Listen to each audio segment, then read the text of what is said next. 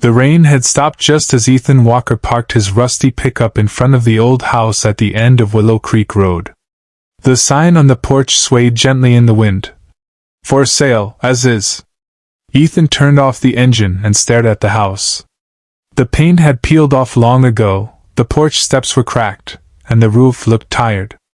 But to him, it wasn't just a house. It was a chance, maybe the last one he'd get.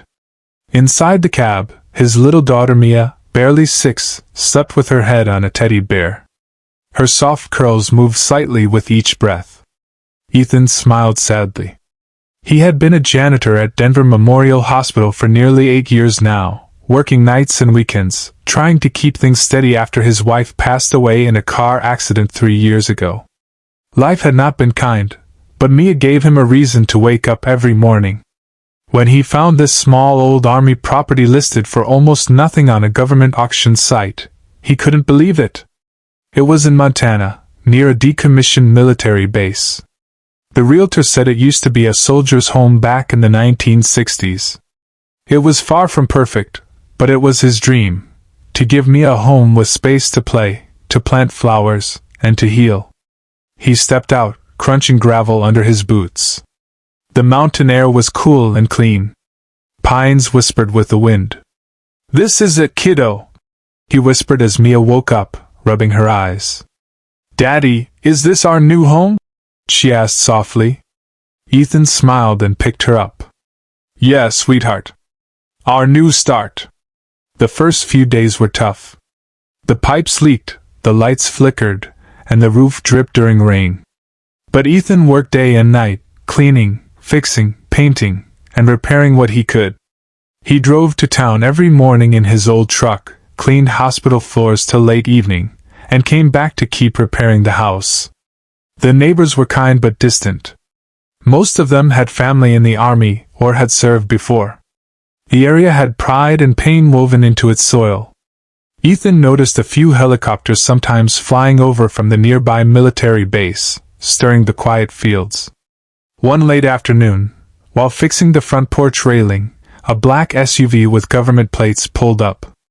Out stepped 3 women in military uniforms, 2 Army officers and 1 Navy commander in crisp white. Ethan froze. Mia peeked from behind his leg. The woman in white, with calm blue eyes and a gentle smile, approached first. "Mr. Walker?" she said politely. "Yes, ma'am. How can I help you?" "I'm Commander Rachel Hayes, U.S. Navy. These are Captain Brooks and Lieutenant Marina Alvarez from the Army. We're here about this property." Ethan's chest tightened. "Did I do something wrong?" Rachel shook her head. "Not at all. But there's something you should know about this place. And about the man who once owned it." They stood on the porch as the sun dipped behind the mountains, painting the sky in gold and orange. Rachel looked around, her voice soft but steady. "This house once belonged to Sergeant David Hayes. My father." Ethan blinked. "Your father?" She nodded. "He served here before the base closed. This was his dream home, too. He wanted to turn it into a shelter for veterans. He died before he could." Ethan didn't know what to say. Mia stepped forward shyly and said, "We're fixing it so it can be pretty again." Rachel smiled warmly. "Then maybe you're helping us finish his dream." For a moment, silence fell. The wind carried the scent of pine and promise. Ethan felt something shift inside him, something he hadn't felt in years. Hope. Over the next few weeks, the 3 women started visiting regularly. At first, Ethan thought they were just checking in out of curiosity, but soon he realized their visits had purpose. Rachel and her team brought tools, paint, and volunteers from the base. They said they wanted to help him restore the home as a community outreach project. Ethan protested at first, feeling embarrassed to accept help. But Rachel said softly, "Mr. Walker, kindness is not charity. It's connection." And so began something remarkable. Every weekend, soldiers and townsfolk came by, fixing windows, repainting walls, planting flowers, and rebuilding the porch. The laughter of workers filled the air. Mia ran around offering lemonade, proudly showing the garden she and Ethan had planted with wildflowers. One afternoon, as Ethan fixed the barn door, Rachel approached him quietly. "You've done more for this place than anyone expected," she said. Ethan wiped his hands on his jeans. "I just wanted a home for my little girl. Didn't think it would turn into all this." Rachel looked toward Mia, who was chasing butterflies near the fence. "My dad used to say homes don't change people. People change homes, with love, with purpose. You've done that."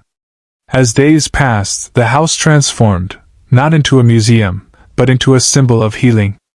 They discovered old photos of David Hayes in uniform, smiling beside other soldiers. Ethan framed them in the living room. The house felt alive again. But not everything was easy. Ethan struggled with his own insecurities. One night, when a sudden storm tore part of the roof, he broke down, sitting on the floor beside the leaking window. "Maybe I'm just pretending I can do this," he whispered to himself. Rachel found him there, drenched in the sound of rain. She sat beside him silently, then said, "You're not pretending. You're rebuilding, not just this house, but yourself." Her words stayed with him. Soon, the community decided to hold a dedication ceremony, to honor the late Sergeant Hayes and celebrate the home's rebirth. Ethan was nervous. He didn't see himself as anyone special. But when the big day came, something magical happened. Uniformed soldiers lined the yard. The American flag fluttered in the soft breeze. Neighbors gathered, children played, and Mia stood proudly beside her father. Rachel gave a short speech, her voice emotional. "This home was once left behind, forgotten. But one man and his little girl gave it a second life. They reminded us that kindness isn't a grand gesture, it's small, consistent love. Today, this place will serve as a veteran family rest home, a safe place for those who gave everything." Ethan looked around, his throat tightening. He saw smiles, gratitude, and life where there had once been silence. He realized he wasn't alone anymore. As evening came, a helicopter passed overhead, its sound echoing softly against the mountains, a salute from the base. Mia held his hand and whispered, "Daddy, do you think Mommy can see this from heaven?" Ethan smiled with teary eyes. "I think she's smiling right now, sweetheart." Weeks turned into months, and the home at Willow Creek became a beacon of kindness. Veterans and their families visited on weekends for gatherings, therapy, and community meals.